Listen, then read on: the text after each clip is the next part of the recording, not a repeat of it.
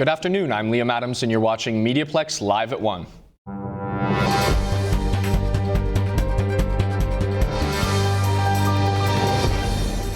The Franco-Ontario Teachers Union, AEFO, announced this morning a third phase of strike action.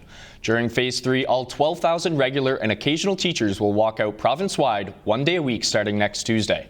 This is the first time since the inception of the French language school boards in 1997 that the AEFO has launched strike action of this scale. This is also the second day of the strike for the Elementary Teachers Federation of Ontario. The public school teachers' strike began Thursday and is planned to continue on Monday and Tuesday next week. On Tuesday, all 83,000 public school educators, along with the Franco-Ontario teachers across Ontario, will strike together. The Ontario Provincial Police have confirmed that skeletal remains found at Point Pelee National Park are human. The remains were discovered on Wednesday. Parks Canada is currently working with the OPP to identify the type and origin of the remains. Police have arrested and formally charged a 50-year-old man for Wednesday's 10-hour armed standoff. The charges include 2 counts of assault with a weapon, uttering threats to cause bodily harm or death, and forcible confinement. Garrett Fodor spoke earlier today to Steve Bedridge about the incident. Call originally came in, I believe, a little before 7 a.m. and there was an injured person that was located in the 500 block of University Avenue West. And that launched the investigation. That's where it started. And through investigation, we were able to identify a potential suspect and a potential crime scene, and that brought us into the 400 block of Bruce. We were able to contain that area and set up negotiations with that suspect. There was telephone conversations on and off throughout the day. And at the end of the day, that suspect did exit the building and was arrested without any serious injury, which is a great thing for everyone. And now we move forward with the investigation, and that suspect has to answer to these charges in the court of law.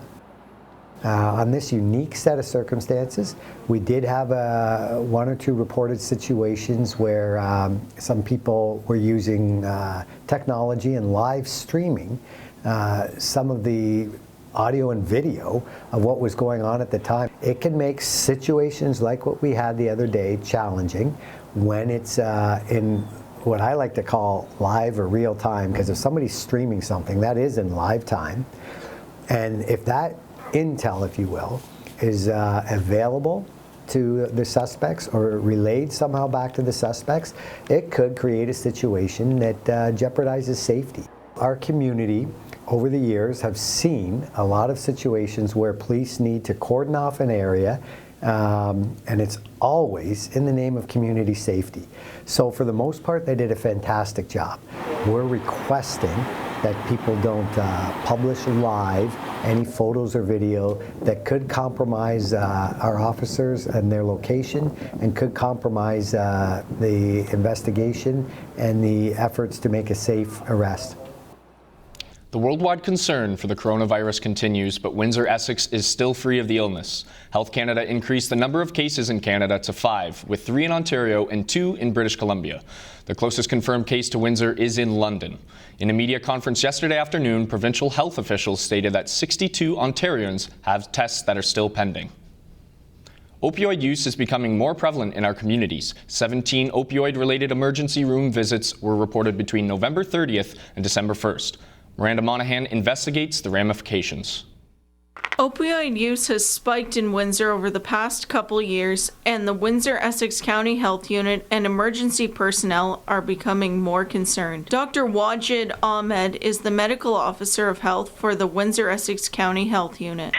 So we have a Windsor-Essex Community Opioids and Substance Strategy, and part of that strategy, one of the priority that was identified is to do the assessment and surveillance of ongoing opioid-related morbidity and mortality in our community.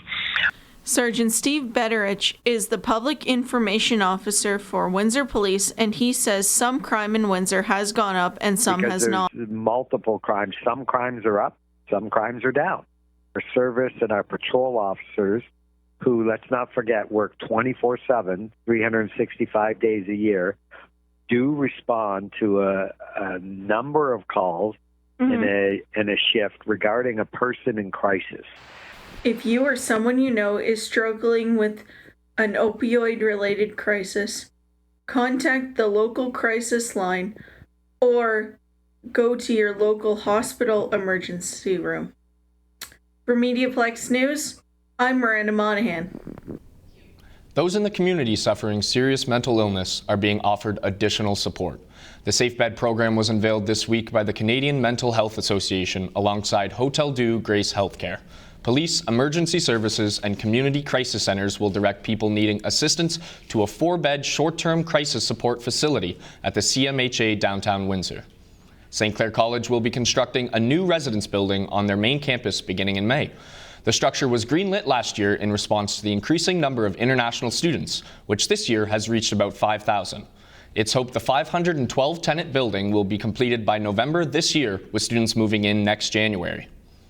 The Student Representative Council of St. Clair College is currently running its election campaign for the 2020-2021 executive positions. I had the opportunity to speak to the two presidential candidates, Cassandra Mayu and Jorge Gutierrez, earlier today. Thank you both for joining me today at the MediaPlex. So I'll just get right into it. What are the 3 things in your platform that you believe are most essential for your upcoming presidential campaign? Yeah, so I want to continue working in having a more warm and welcoming community here at St. Clair for students, because here at St. Clair, a student is a student no matter what their background is. I want to work on creating a unity in the cultures, focus really in mental health, and continue focusing in sustainability, because we only have one planet here. I believe that our current president, Chiara Clement, is doing an amazing job right now, and it is a tough act to follow. So if there is 3 things that I can promise, it's to continue what she's brought to the board. I will fail in certain aspects, I will learn, and I will also improve those aspects as well. Awesome, thank you. And for the second question, what do you believe is the most pressing concern upcoming in the new term for St. Clair College students here? So I personally believe that mental health is one of the biggest issues that all students face, especially the international students coming to a new country. I want to offer the help and the warm and welcome to all of them, so they can come see me at any time. I can want to provide them all the resources that they can, so that they can have a better college experience here, especially with their mental health, being away from their homes, so that they can feel like they are at home where they're at St. Clair. Jorge and I are both on the same page for this one. Mental health is a very pressing issue, and it being 2020, we are trying to end the stigma right now. SRC, we do that as well. We provide mental health resource cards that also have college resources on it. So any students are invited to come to the SRC office, and if we can't help you in that aspect, we can guide you in the direction that can.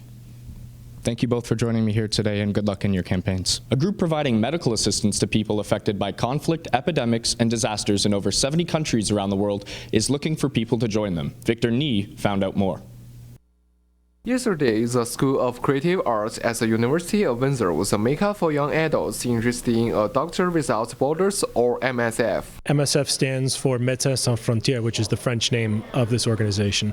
It is the largest humanitarian medical organization in the world, and essentially what we're looking for is both medical profiles and non-medical profiles. Around 30 people participated in this presentation. Dr. Gigantic says the group is looking for people who are enthusiastic and skilled. One such person is Himba Himd. I want to join MSF is because it has multiple opportunities for the students and internationally, whether you want to help out with nutrition, counseling, mental health, and so forth. So putting all the skills that you've learned in the past, you're putting it in the future, and you're helping those who are in need.